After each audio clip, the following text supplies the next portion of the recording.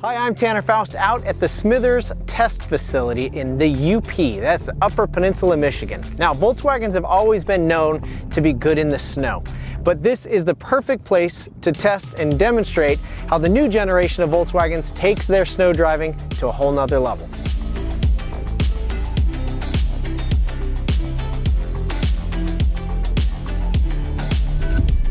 The biggest difference between the Mark 7, 7.5 and the new Mark 8 Golf R, the car does more of what you want with the steering.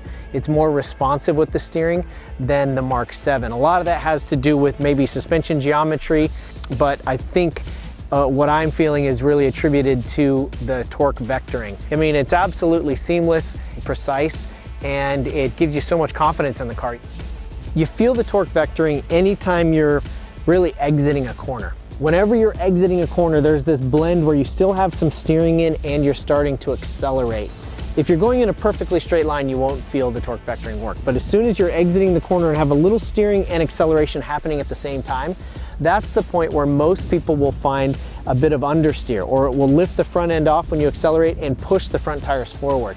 Torque vectoring cancels that out by powering the outside rear tire and completing the turn. You feel the nose continuing the turn and you think, oh my gosh, I could have got on the gas earlier.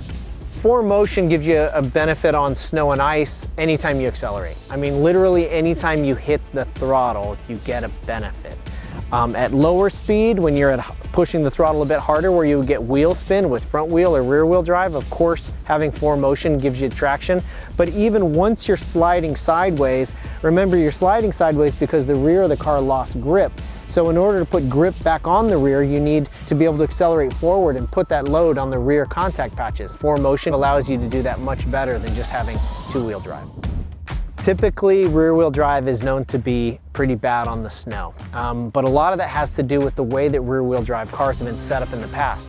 Generally, they have a big heavy motor up front, not much weight in the back, which is why you put sandbags in the back of your rear-wheel drive car in the winter to make it handle better on the snow. But if you have a car that has more than 50% of the weight distribution over the rear to begin with, and a very advanced traction control system and a modern suspension, a rear-wheel drive car can be amazing on the snow. Another thing you'll hear a lot about the ID.4 is its low center of gravity, because instead of the engine being the heaviest part, the battery's the heaviest part, and it's right on the floor of the vehicle. So it has an incredibly low center of gravity. What that means is that the car doesn't have a propensity to lean very much in a corner. And what that means is that engineers can have very soft suspension and compliant suspension and still have great flat handling characteristics. So when you're on a rough situation like this, or in winter, or hitting potholes even, having that soft suspension means that the ride is amazing even though the handling is amazing. A side benefit of the amazing turning radius that the ID.4 has means that it's got incredible steering angle. So when you're playing and having a little fun with the rear-wheel drive, it's precise and it gives you so much confidence in the car. It's no mystery that Volkswagens in general and historically have always been great in the winter.